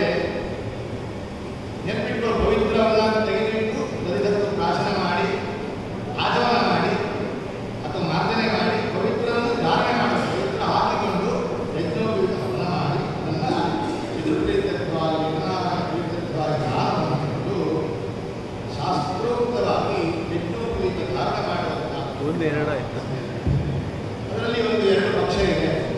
ಉಪನಯನ ಕಾಲದಲ್ಲಿ ಹೇಗೆ ಗೋಪಿನ ಆಮೇಲೆ ಕಡಿಸೂತ್ರ ಮೇಕಲ ಎಲ್ಲ ಗಂಡರಾಜನ ಎಲ್ಲ ಹಾಕಿಕೊಂಡು ಎಲ್ಲ ಸಿದ್ಧರಾದಂಥ ಅವರಿಗೆ ಜನರಾಗ್ತಾರಲ್ಲ ಅದು ಪರಿಧಾನ ಮಾತ್ರ ಉತ್ತರೀಯ ಮಾತ್ರ ಅಂದರೆ ಗೋಪಿನ ಕಡಿಸೂತ್ರ ಇದೆಲ್ಲ ಸಿದ್ಧವಾದ ಅವನಿಗೆ ಅಲಂಕೃತರಾದಂಥ ವಧುವಿಗೆ ಜನಿವಾರ. ಅದೇ ರೀತಿಯಲ್ಲಿ ಇಲ್ಲಿಯೂ ಕೂಡ ಉಪವೀತ ಧಾರಣೆ ಮಾಡುವ ಮುನ್ನವೇ ಪುರಾಣದಲ್ಲಿ ಹಳೆಯದಾದಂತಹ ಅವನ ಉತ್ತರೀಯ ಪರಿಧಾನ ಅಜಿನ ದಂಡಮೇಕಲ ಇದನ್ನ ಪುರಾಣ ಜಲವಿಸದೆ ನೀರಿಗೆ ಎಸಬೇಕು. ಹೊಸದಾದಂತಹ ಪರಿಧಾನ ಕೌಬಿಯ ಕಾಪಾದನೆಯನ್ನು ಕಡಿಸುತ್ತಾರೆಂದು ಮಂತ್ರೋಕ್ತವಾಗಿ ಉಪನಯನದ ಹೇಳಿದಂತಹ ಮಂತ್ರೋಕ್ತವಾಗಿ ಇದನ್ನು ಧಾರಣೆ ಮಾಡಿ ಆಮೇಲೆ ಯಜ್ಞೋಪವೀತ ಧಾರಣೆ ಮಾಡಲು ಒಂದು ಕ್ರಮ ಇದೆ. ಅಲ್ಯ ಯಜ್ಞರು ಹಾಕ್ತಾರೆ ಹೇಗೆ ಅವನೇ ಹಾಕಿಕೊಳ್ಳದ ಕಾರಣ ಇದನ್ನು ಹೋಮ ಆದ ಬಳಿಕ ಮಾಡಲು ಅವಕಾಶ ಇದೆ. ಸುಮಾರು ಇವತ್ತಿನ ಸಮುದಾಯ ಕೊನೆಗೆ ಮಾಡ್ತಾರೆ. ಈ ರೀತಿಯಾಗಿ ಅವಾಗ ಹೇಳಿದ ಶುದ್ಧ ಆಸೆಗೆ ಜನ್ಮಾತನಂ ಗ್ರಂಥರಹಿತಂ ಶುಚಿಗ್ರಹಿತ್ವಾಹನೆ ಇದು ಆಯುಷ್ಯಕ್ಕೆ ಮತ್ತು ಇದರ ತಪ್ಪಿ ಏನಾಗಿ ಅಂತಾರೆ. ಆಮೇಲೆ ದಾನ ಕೊಡುವಂತಹದ್ದು ಹಾಗೆ ಧಾರಣಯೋಗ್ಯತಾ ಆಮೇಲೆ ಧಾರಣ ಇನ್ನೊಬ್ಬ ದಾನ ಕೊಟ್ಟು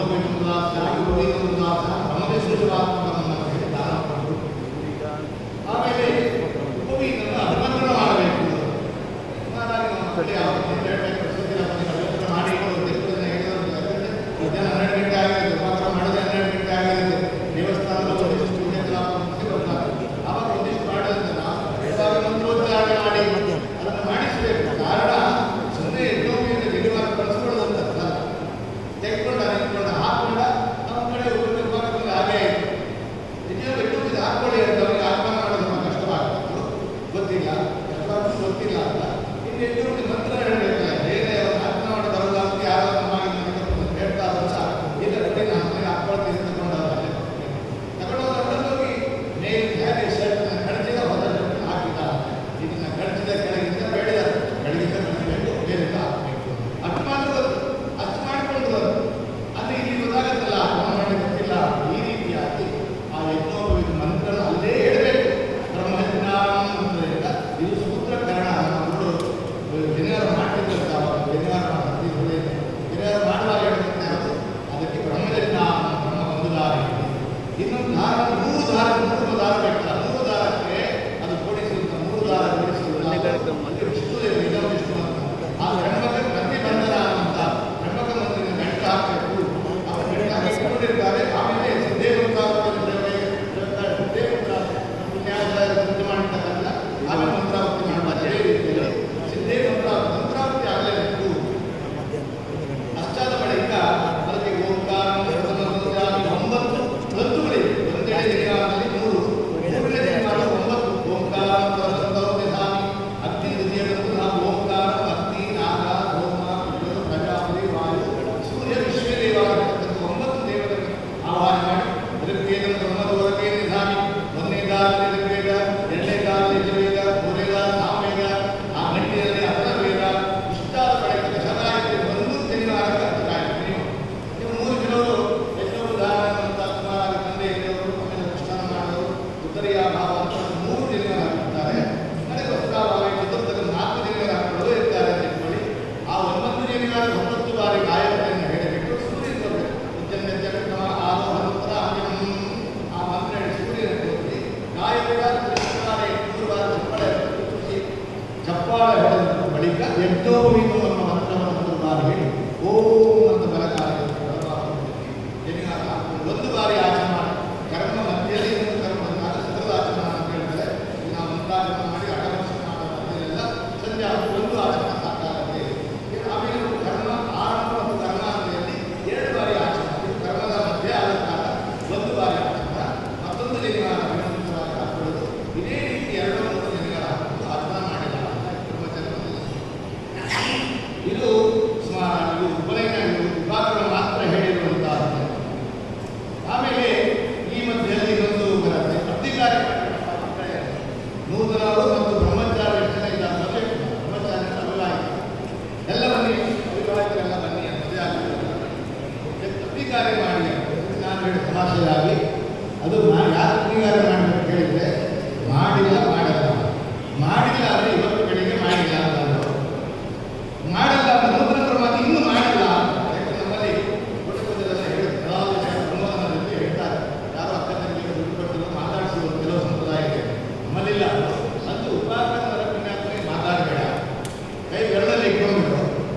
ಆಮೇಲೆ ನೀವು ಮಾತಾಡಬಾರ್ದು, ಮೌನವಾಗಿರಬೇಕು, ಅಧಿಕಾರ ಮಾಡಬೇಕು, ಸಂಧ್ಯಾ ಅವನೇ ಮಾಡಬೇಕು. ಅದಕ್ಕೆಲ್ಲ ಉದ್ಯಾಪನೆ ಯಾವಾಗ ಕೇಳ್ತಾನೆ ಮಗ, ಯಾಕಂದ್ರೆ ನಾವು ಓದಬೇಕಲ್ಲ. ಆವಾಗ ಉಪಾಕರಣದ ತಕ್ಷಣ ಎಲ್ಲವೂ ಉದ್ಯಾಪನೆ. ಅವ ಪುರಾಣ ಜಲೆಯಲ್ಲಿ ಹೇಳಿದಾಗ ಮೇಘದ ಅದಿರುಗಳನ್ನ ಅದು ಹೊರಗೆ ಹಾಕಬೇಕು, ಹೊಸದು ಧಾರಣೆ ಮಾಡಬೇಕು ಅಂತ ನೀನು ಆವತ್ತೇನು ಮಾಡ್ತಾನೆ ಕೇಳಿದ್ರೆ ಒಂದು ಅಧಿಕಾರ ಮಾಡ್ತಾನೆ. ನಿನ್ನೆವರೆಗೆ ಮಾಡಿಲ್ಲ.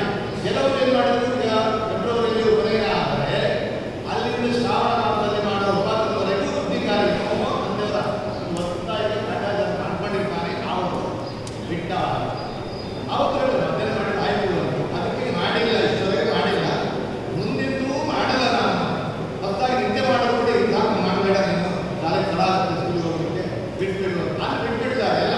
ಮೌಲತ್ವ ತ್ಯಾಗ, ಆಮೇಲೆ 10,000 ತ್ಯಾಗ, ಉಪಾಕರಣ ತ್ಯಾಗ, ಒಳ್ಳೆ ಗಾಯತ್ರಿ ತ್ಯಾಗ, ಈ ರೀತಿಯಾಗಿ ಒಂದು ಅಧಿಕಾರ ಮಾಡುವಂತಾಗಿದೆ. ಆಮೇಲೆ ಮುಖ್ಯವಾದ ಘಟ್ಟ ಯಾವುದು? ಬ್ರಹ್ಮಯಜ್ಞ, ವೇದಾರಂಭಣ. ಉಪಾಕರಣ ಶಬ್ದಕ್ಕೆ ಉಪಾಕರಣಂ, ಉಪಾಕರಣನ್. ಉಪಾಕರಣ ಅಂದರೆ ವೇದಾರಂಭಣ, ಅದು ಯಾವುದು? ಇದು ಮುಖ್ಯವಾದ ಘಟ್ಟ. ವೇದಾರಂಭಣೆ ಯೋಗ ಸಂಕಲ್ಪಪೂರ್ವಕವಾಗಿ 2 ಗಂಟೆ ತೆಗೆದುಕೊಂಡು ಆ ಎಡಗೈಯಲ್ಲಿ ನೀರು ಬೊಗಸೆ ನೀರು ತೆಗೆದುಕೊಂಡು ಬ್ರಹ್ಮಾಂಡದಲ್ಲಿ ತಿಳಿದುಕೊಂಡಿರಬೇಕು. ಆ ನೀರನ್ನ ಶಿರಃ ಚಕ್ಷುಷಿ ನಾಸಿಕೆ ಶ್ರೋತ್ರೆ ಹೃದಯಮಾಲಭತೆ ಅಚ್ಚುನಿ ಸ್ಪರ್ಶ ಮಾಡಿಕೊಂಡು ವಿದ್ಯುತ್ ದಿವಿತ್ತಮೇ ಆತ್ಮಾನಂತ ಅಂತ ಮಂತ್ರ ಹೇಳಬೇಕು, ಘೋಷಣೆ ಮಾಡಿ ವಿಶಿಷ್ಟಂದು ದೈವಗಳಿಂದ ಸ್ಪಷ್ಟ ಉಚ್ಚಾರ ಮಾಡಿ ಅಗ್ನಿ ಮೇಲೆ ಮುಂತಾದ ಎಲ್ಲ ಮಂತ್ರವನ್ನು ಪಠಣ ಮಾಡಬೇಕು. ಬ್ರಹ್ಮಯಜ್ಞ ನಿಯಮ ವೇದಾರಂಭಣ ಕೂಡ ಹೊಸ ಮಕ್ಕಳಿಗೆ ಕೂಡ ಹಾಗೆ ಹೇಳಿದೆ. ಹೇಗೆ ಸೌರ್ಯಾದಂತ ಬಂಧುಜ್ಜೈ ಸಾವಿತ್ರಿ ಬ್ರಹ್ಮಯಜ್ಞವದ ಹೇಗೆ ಪ್ರತ್ಯೇಕತೆ ಅಗ್ನಿಯ ಹೋಮದ ಪಶ್ಚಿಮ ಭಾಗದಲ್ಲಿ ಎಲ್ಲರೂ ಕುಳಿತುಕೊಂಡಿರಬೇಕು. ಪ್ರಾಗೃತಂ ಆಸ್ತೀರ್ಣೆಯು ತರಬೇತಿ ಭವಿಷ್ಯ. ಪೂರ್ವಕ್ಕಾಗಿ 2 ದರ್ಬೆ ಹಾಕಿಕೊಂಡು ಅದರ ಮೇಲೆ ಬ್ರಹ್ಮಾಸನ ಹಾಕಿ ಬಲಕಾಲ ಮೇಲೆ ಇಟ್ಕೊಂಡು ಕುಳಿತುಕೊಂಡಿರಬೇಕು. ವಿದ್ಯುತ್ ದಿವಿತ್ತಮೇ ಪಾಪಾಂತ ಸತ್ಯವೈನಿ ಈ ರೀತಿಯಾಗಿ ತನ್ನ ಶರೀರಕ್ಕೆ ಘೋಷಣೆ ಮಾಡಿಕೊಂಡು ಆಮೇಲೆ ಅದೇ 2 ದರ್ಬೆ ತೆಗೆದುಕೊಂಡು ಆ ಮೊಣಕಾಲದ ಬಲಮೊಣಕಾಲ ಮೇಲೆ ಬ್ರಹ್ಮಾಂಡ ಅಂಗಲಿಯನ್ನು ಬೇರೆ ಬೇರೆ ಆಗಿಕೊಂಡು ಛಂದೋ ವಿಶಿಷ್ಟಂದೋ ದೈವದಾನಿ ಉಚ್ಚಾರ್ಯ ಸಮಸ್ತವಾದತೆ ಓಂ. ಉಪನಯನ ಕಾಲ, ಬ್ರಹ್ಮಯಜ್ಞ ಕಾಲ, ವೇದಾರಂಭಣ ಕಾಲ ಅಂದರೆ ಉಪಾಕರಣ ದಿವಸ ಗಾಯತ್ರಿ ಹೇಗೆ ಉಚ್ಚಾರ ಮಾಡಬೇಕು? ಇವತ್ತಿಗೆ 10 ಜನ ಪುರೋಹಿತರಿಗೆ 10 ಕ್ರಮ ಇದೆ. ಅದು ಯಾಕೆಂದರೆ ಅವಶ್ಯ ತಂದೆ ಮಾಡಿದ್ದಾರೆ, ಆದ್ದರಿಂದ ಅವನು ಶ್ರೇಷ್ಠಾಗಿಲ್ಲ. ನಾನು ಮಾಡ್ತಾ ಇದ್ದೇನೆ ಈ ಕ್ರಮ.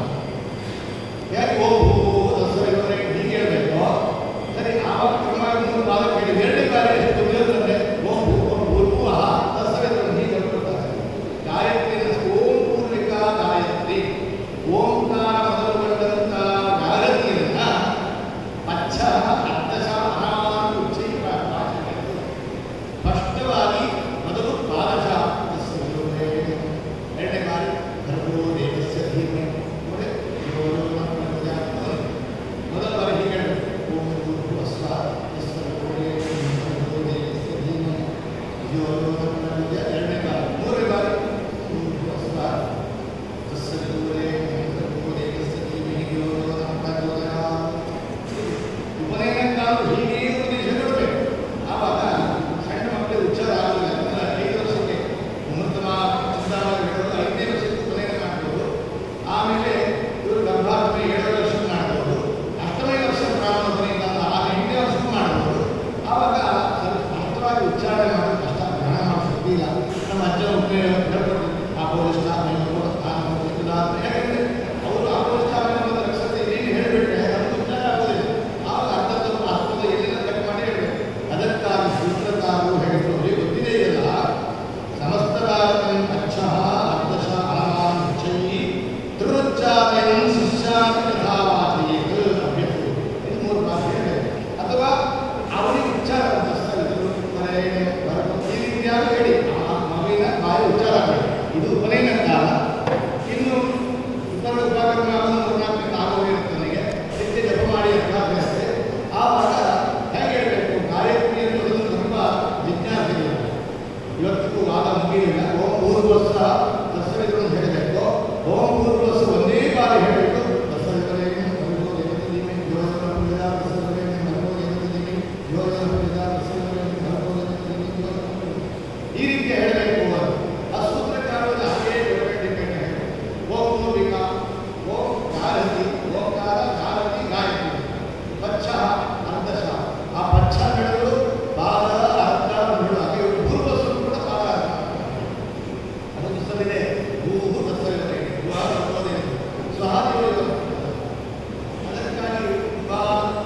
ಜಟಿಲ ಸಮಸ್ಯೆ ಪರಿಹಾರ ಆಗುವುದಿಲ್ಲ. ಆದರೆ ಸಂಧ್ಯಾ ಭಾಷ್ಯದಲ್ಲಿ ಮಾತ್ರ ಒಂದು ಬಾರಿ ಓಂಕಾರ ಮತ್ತು ಪೂರ್ವಸ್ವರ ಆರತಿಯಲ್ಲಿ ಹೇಳಿ ಗಾಯತ್ರಿ 3 ಬಾರಿ ಹೇಳಬೇಕು. ಬ್ರಹ್ಮಯಜ್ಞದ ನಿಯಮ ಅದು ಒಂದೇ ಒಂದು ಕಡೆ ಮಾಡಿದ್ದೇನೆ ಬಿಟ್ಟರೆ ಎಲ್ಲ ಕಡೆ ಹೀಗೆ 3 ಬಾರಿ ಹೇಳ್ತಾರೆ. ಆಮೇಲೆ 4 ವೇದಗಳು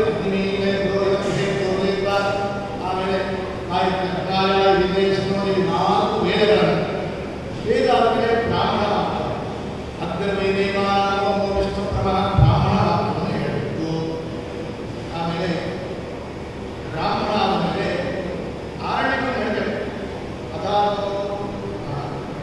ಏಕ ಅದಾದ ಅದಾದ ವಿದ್ಯಾ ಅಗ್ರವೇದೇವ ವಿಷ್ಣು ಪ್ರಮಾಣ ಅಧಮಃ ಏಕಬಂಧಾಯ ಧರ್ಮ ಅತೈ ಸಮಾಪ್ನಾಯ ಸಮಾಪ್ನಾಯ ಸಮಾಪ್ನಾಥ ಭಾಯ ರಾತ್ರಾಯ ಬ್ರಹ್ಮರತ್ನ ಬಹುತ್ಮ ಆತ್ಮಾಷ್ಟ ಹೀಗೆ ಹೇಳ್ತಾ ಹೋಗುವಂತ 5 ಇದು ಆರಣ್ಯಕ ಪಂಚಾರಣ್ಯಕ. ಅತೈದಸ್ಯ ಸಮಾಪ್ನಾಯ ಕಲ್ಪಸೂತ್ರ ಸಮಾಪ್ನಾಯ ಸಮಾಪ್ನಾತಃ ವಿರುದ್ಧ ಮಯ ರಸ ಅಗಣ ಗಣ ಗಣ ಅಂತ ಏನಿದೆಯೋ ಕಡೆಗೆ ರಗಣ ಆಗುತ್ತೆ. ಇದು ಛಂದಸ್ಸು. ಗೌತ್ಮ ಸ್ವಾಮ ಅಂತ ಇದೆಲ್ಲ ನಿಘಂಟು.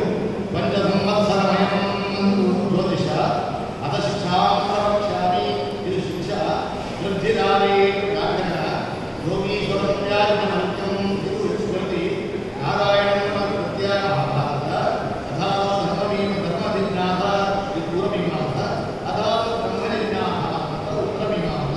ಇನ್ನು ಮುಂದೆಯವರ ಆಚಾರ್ಯ ಹೇಳಿದ್ದಾಗಿಯೋ ಇದಿಷ್ಟು ನೇರವಾದದ್ದು. ಆಮೇಲೆ ನಮೋ ಬ್ರಹ್ಮಣೆ ಎನ್ನುವಂಥ ಮಂತ್ರ ಪಾದ ಅರ್ಥ ಸಂಪೂರ್ಣವಾದದ್ದನ್ನು 3 ಬಾರಿ ಉಚ್ಚವಾಗಿ ಹೇಳಬೇಕು. ನೆನಪುಗಳು ಪ್ರದರ್ಶನ. ಆಮೇಲೆ ತಚ್ಚೈನೋರಾಮನಿಗೆ ಇದು ಶಾಖ ಸಂಹಿತೆ ಶಾಸ್ತ್ರಗಳಿಗೆ ಇಷ್ಟೇ ಮುಗಿಯುತ್ತೆ. ಆದರೆ ನಮ್ಮನ್ನೆಲ್ಲ ಸೇರ್ಕೊಂಡಿರೋ ಕಾರಣ ನಾವು ಕೆಲವಂತ ಹಿರಣ್ಯಗಳನ್ನ ಮಾಡ್ತೇವೆ.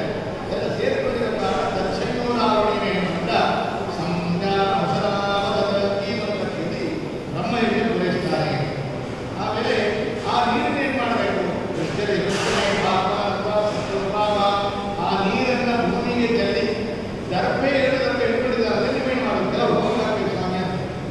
ಹೋಮ ಹಾಕಿದೆಲ್ಲ ಹೋಮಕ್ಕೆ ಹಾಕುವ ಸಂಪ್ರದಾಯ ಹೋಗಿದೆ. ಹೋಮಕ್ಕೆ ಹಾಕಬೇಕು. ಇಲ್ಲ ಬಲ ಸುಮ್ಮನೆ ಅದನ್ನು ಕಟ್ಟಿಕೊಳ್ಬೇಕು. ಇಲ್ಲ ಭೂಮಿಯಲ್ಲೇ ಬಿಡಬೇಕು ಆ 2 ದರ್ಪೆಯನ್ನು. ಆಮೇಲೆ ಶಿಷ್ಯೈಹ ಇನ್ನು ಇದು ಉಪಕ್ರಮಕ್ಕೆ ಇಷ್ಟು ಆಯಿತು. ಬ್ರಹ್ಮಜ್ಞಾನ ತರ್ಪಣಗಳು ಮಾಡಲೇಬೇಕೆಂಬ ನಿಯಮ ಇಲ್ಲ. ಆದರೆ ವಿಸರ್ಜನಕ್ಕೆ ಮಾತ್ರ ಆ ಹೋಮ ಪೂರೈಸಿದ ಬಳಿಕ ಸಮೀಪದ ನದಿಗೆ ಹೋಗಿ ಸಂಕಲ್ಪಪೂರ್ವಕವಾಗಿ ಮಂತ್ರ ಸ್ನಾನವನ್ನೆಲ್ಲ ಸ್ನಾನ ಮಾಡಬೇಕಂದ್ರೆ ಅಲ್ಲಿ ದಶವಿಧ ಸ್ನಾನ ಇರ್ತಾರೆ. ಗೋಮೂತ್ರಂ ಗೋಮಯಂ ಕ್ಷೀರಂ ಕುಶೋದರಂ ದಿಗಾವಸ್ಪತಿ ಮಂತ್ರ ಸ್ನಾನ ಪ್ರಮಾದ ಗೋಮೂತ್ರ ಸ್ನಾನ ಗೋಮಯ ಸ್ನಾನ ಹೀಗೆ 10 ವಿಧವಾದ ಸ್ನಾನ. ಒಂದನ್ನು ಗೋಮಯ ಲೇಪನ ಮಾಡಿಕೊಂಡ ಒಂದು ಹಾಕಿಲ್ಲ, ಗೋಮೂತ್ರ ಎತ್ಕೊಂಡ ಒಂದು ಹಾಕಿ 10 ವಿಧವಾದಂಥ ಸ್ನಾನ ಮಾಡಬೇಕು. ಇಲ್ಲಪ್ಪ ಸ್ನಾನ ಮಾಡಿ ಸಾಧ್ಯ ಇಲ್ಲ.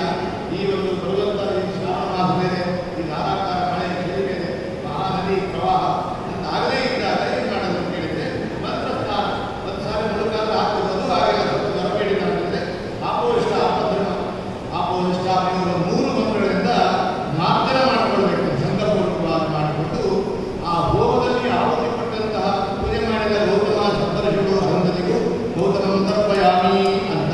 ಆಮೇಲೆ ಸಾವಿತ್ರಿ ಬ್ರಹ್ಮಾವಂತ ದೇವರಿಗೂ ತರ್ಪಯಾಮಿ. ಅಗ್ನಿಯಾನಿ ಮಂಡಲದ ಆತ್ಯಂತ ದೇವರಿಗೂ ಅಗ್ನಿ ತರ್ಪಯಾಮಿ. ಅಪ್ಪಣರು ತರ್ಪಯಾಮಿ. ಅಗ್ನಿಂಶ ತರ್ಪಯಾಮಿ. ಶಕುಂತಮ ತರ್ಪಯಾಮಿ ಅಂತ ತರ್ಪಣ ಬಿಡಬೇಕು.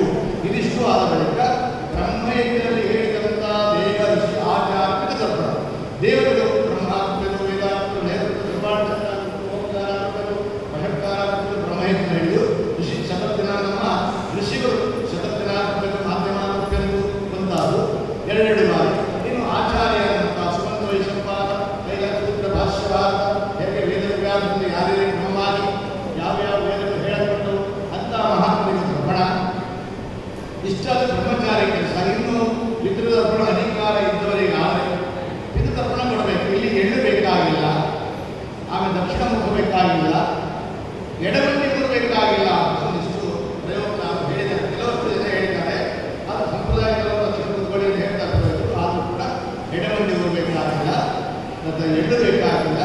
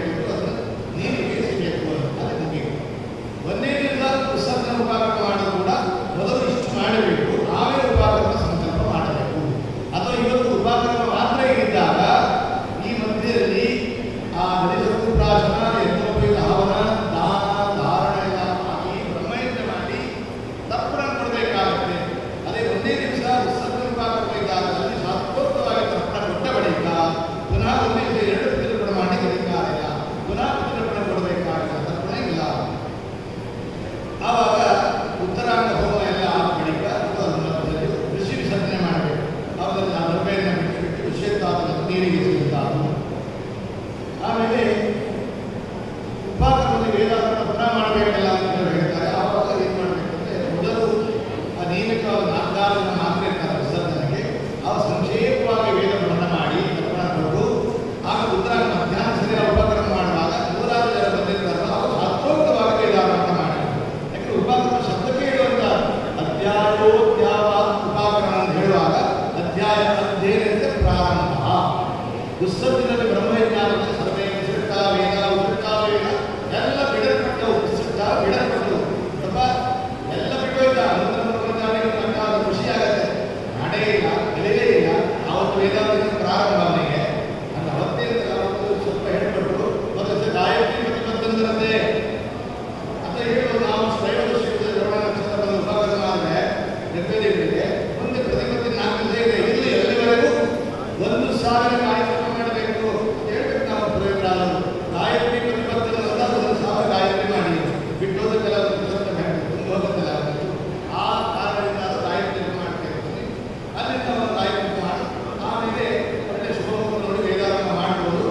ಇಲ್ಲ ಅದೇ ದಿವಸದಿಂದ ವೇದಾರಂಭ ಮಾಡುವಂತಹ ಈ ಮಧ್ಯದಲ್ಲಿ ನಾವು ವಿಶೇಷವಾಗಿ ತರ್ಪಣ ಅನ್ನುವಂಥ ವಿಷಯಗಳನ್ನು ಹೇಳಿದ್ದೇನೆ. ಆಮೇಲೆ ಕ್ರಮವಾಗಿ ಉಳ್ಕೊಳ್ಳುವಂತಹ ಹೋಮದ ದರ್ಶನದಲ್ಲಿ ಮುಂದೆ ವೇದಾಂತ ಉಳ್ಕೊಳ್ಳಿಕ್ಕೆ ಒಂದು ಕ್ರಮ ಇದೆ. ಋಗ್ವೇದ ಪ್ರಾತಿಶಾಸ್ತ್ರ ಹೇಳ್ತಾನೆ.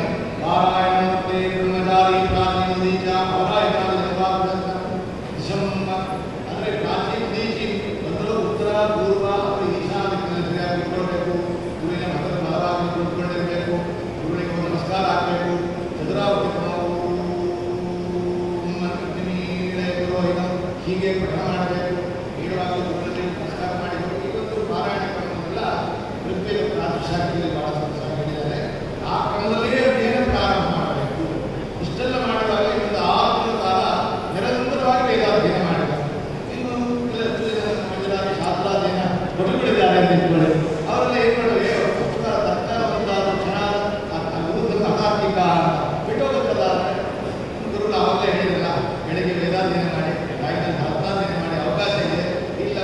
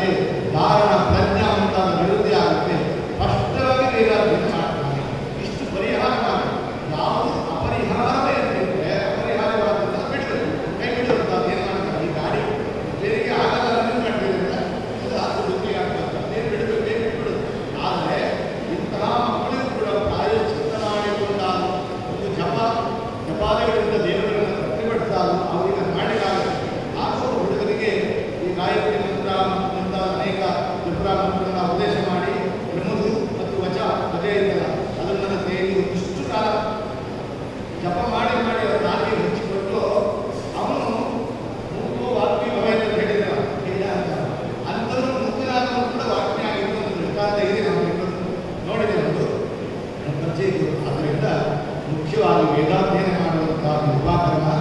ಇನ್ನು ವಿಸರ್ಜನ ಅನ್ನುವಂಥದ್ದು ವೇದಾಧ್ಯಯನವನ್ನು ಬದಿಗೊತ್ತಿ ಅದನ್ನು ಕಡಿಮೆ ಮಾಡಿ ಶಾಸ್ತ್ರಾಧ್ಯಯನ ಇದು ಬ್ರಾಹ್ಮಣನ ಮುಖ್ಯವಾಗಲಿ. ಯಜ್ಞೋಪವೀತಾನಿ ಶುಷ್ಕವರ್ಣ ಸಮಿತ್ಕುಶಾಹ ಇವೆಲ್ಲ ಬ್ರಾಹ್ಮಣ ವೇದ ನಾವೇಳ ಸೈಟ್ ಇದೆ ಇಲ್ಲಿ ಇದೆಲ್ಲ ಸೈಟ್ ನೋಡಿದ್ರೆ ಕೋಟದಲ್ಲಿ ಬೆಂಗಳೂರು 2 ಸೈಟ್ ಇದೆ. ಇಲ್ಲಿ 2 ಮನೆ ಕಟ್ಟಿದ್ದೀನಿ. ಬಾಂಬೆದ ಮನೆ ಇದೆ ಬಟ್ಟೆ ಅದು ನಾನು ಒಳ್ಳೆ ಸಾಹಸ ಅಂತ ನದಿಯಲ್ಲಿ ಸ್ನಾನ ಮಾಡಿದ ನದಿ ಮನೆ ಸಂತೋಷ. ಯಜ್ಞೋಪಿ ಜನಿವಾರ ಹಾಕ್ತೀನಿ ಅಗ್ನಿಗೆ ಜನಿವಾರ ಹಾಕಿದ್ರೆ ಅಗ್ನಿ ಜನಿವಾರ ಇದೆಯಪ್ಪ ಅದು ಜಪ ಮಾಡ್ತಿದ್ದೀನಿ. ಶುಷ್ಕ ಪರಿಣಾಮ ಅಂತ ಸಮಿತು ಅಗ್ನಿಹೋತ್ರಾದಿಗಳು ಬೇಕಾದ ಬೆಳೆಗೆ ಸಾಯಂಕಾಲ ಉಪಾಸನಾದಿಗಳು ಅದೆಲ್ಲ ಅವಕಾಶ ಇದೆಯಪ್ಪ. ಅದೆಲ್ಲ ಅವಕಾಶ ಇದೆ. ಸಮಿತ್ ಕುಶ ಅದೆಲ್ಲ ಇದೆಯಾ.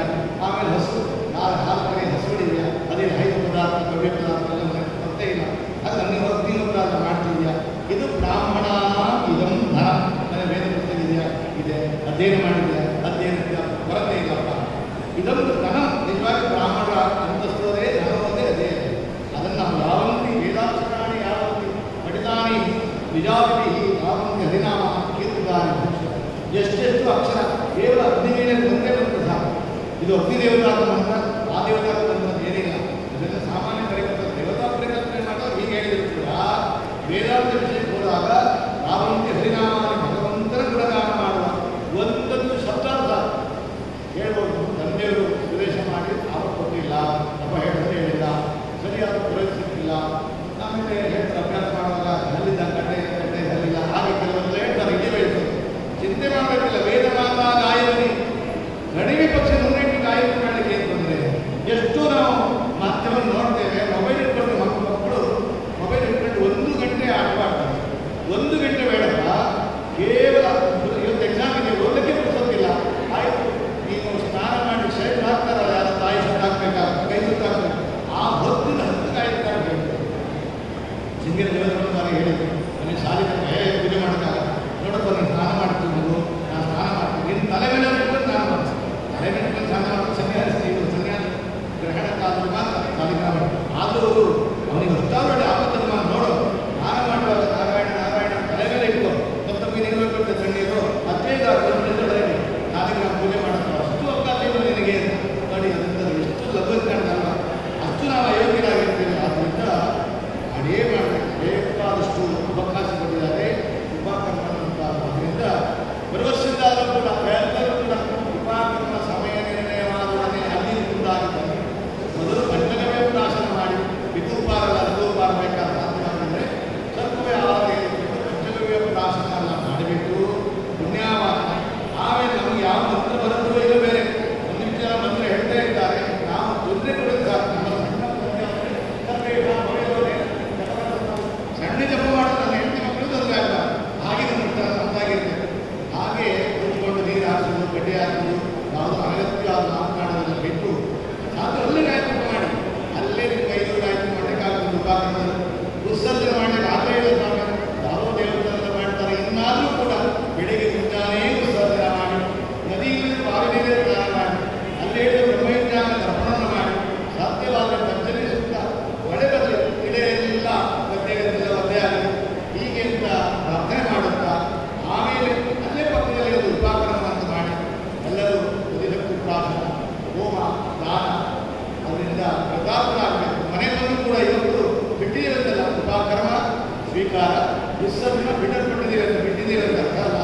ಸಾಧ್ಯವಾದಷ್ಟು 10 ನಿಮಿಷ ಕೂಡ ವೇದಾಧ್ಯಯನ ಮಾಡಿಕೊಂಡ ನಮ್ಮ ಜನ್ಮಜನ್ಮಾಂತರದ ಪಾಪಗಳ ಪರಿಹಾರವಾಗುತ್ತೆ. ಛಂದಸ್ಸು ಕೂಡ ಯಾತಾಯಾತ